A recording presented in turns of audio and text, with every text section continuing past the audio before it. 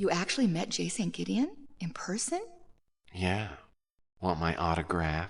Well, what was he like? What about the mansion? Oh, I heard it was spectacular. A little garish for my taste, but nice. Now, the mansion, on the other hand... Very funny.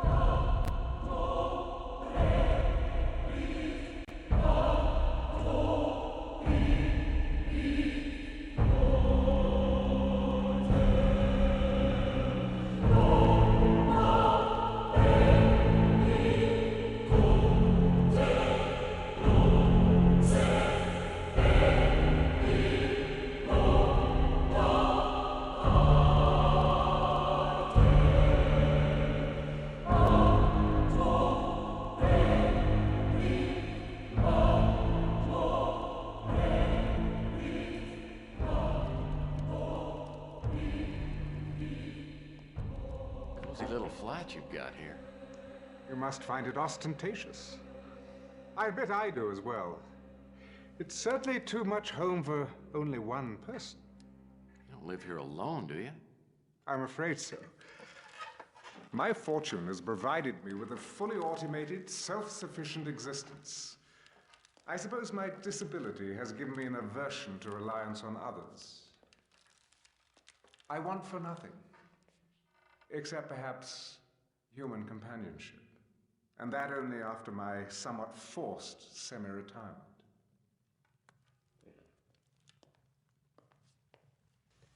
Well, don't you worry about your safety. I mean, given your condition. Gideon Enterprises defines state-of-the-art with regard to security systems. I'm surrounded, perhaps imprisoned, by the very finest electronic moat. No, I don't worry about my safety, though I thank you for your concern. Now, to what do I owe this welcome visit? I'm investigating the death of Carl Linsky. He was an employee in your corporation. Oh, no, Gideon Enterprises is no longer mine, I'm afraid.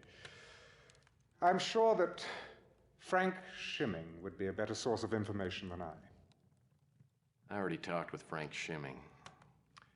He was about as helpful as a DMV employee in the middle of his 2-week notice. Well, that doesn't surprise me. I won't mince words. I don't like Shimming. My complete trust in him was repaid with his exploiting my lack of management acumen, then usurping my position as head of Gideon. You're still president of the corporation.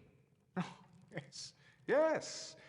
I have no more real authority to run my company than the King of England has to run his country. I'm merely a figurehead, nothing more.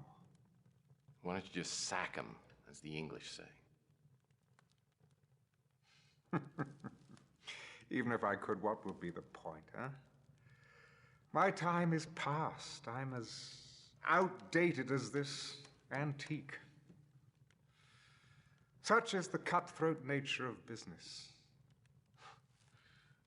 Though I dare say the world itself has become nothing more than a business run by a select few. I'm not sure I agree, Mr. Gideon. I think there are a lot of people out there who want to make the world a better place. Oh? And you, my fine friend, how do you intend to make the world a better place? I don't know. Keep an open mind. Respect others, buy Girl Scout cookies. You think this will make a difference? I think if enough people care, it just might catch on. Oh, yes, I used to think like you at one time. But idealism costs nothing, and I lived on it for many years. But its taste is bittersweet. It's in large part the reason why I can no longer walk. You'd like to hear what happened, wouldn't you? I don't want to make you feel uncomfortable. Oh, I've been in this damn cage for more years than I care to remember. I've had to grow accustomed to it.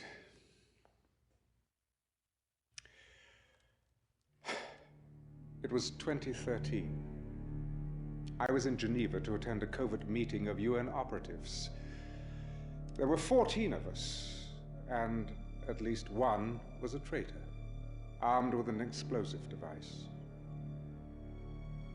I was the only survivor. Did you ever find out who it was? No. It could have been any one of a score of countries or organizations. Well, I don't suppose it matters anymore. It was the beginning of the end.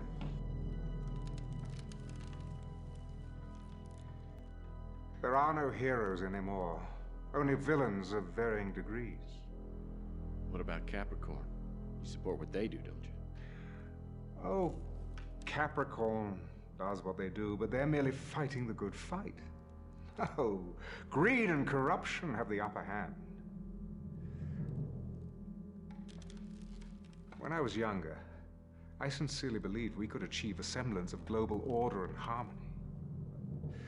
That was only the foolish dream of a youthful idealist.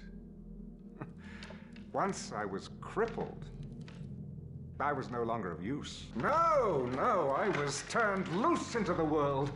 A cruel and deadly steeplechase where survival was a matter of social Darwinism.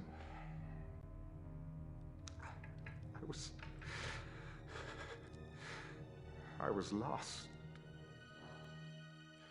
I believed that my handicap had denied me my destiny.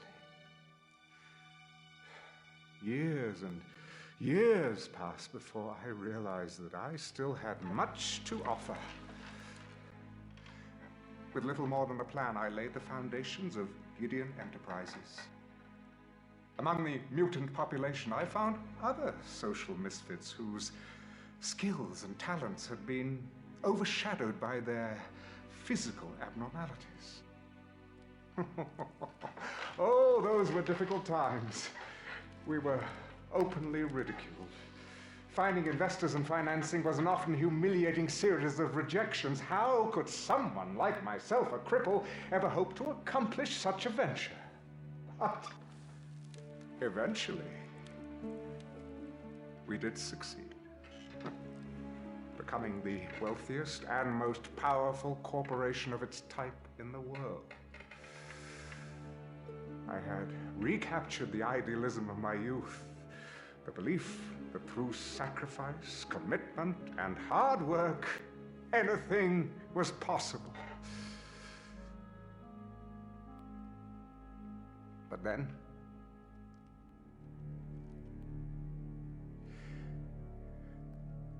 it happened again.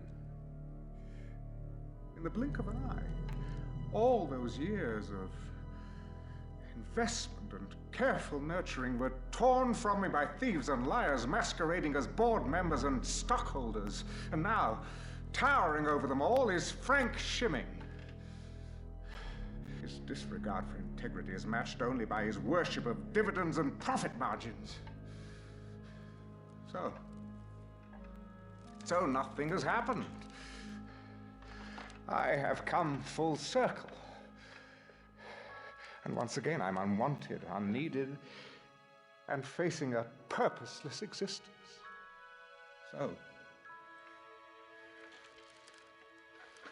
So you listen to me. If you insist in striding through life, arms laden with hope, you will only meet with one devastating disappointment after another.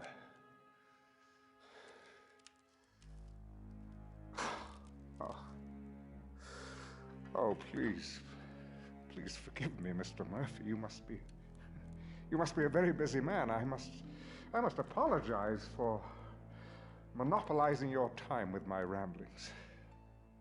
I don't mind. Oh, it's good of you to indulge me. It's just that I receive so few visitors these days. But we must return to your investigation. Please, tell me what I can do to assist you.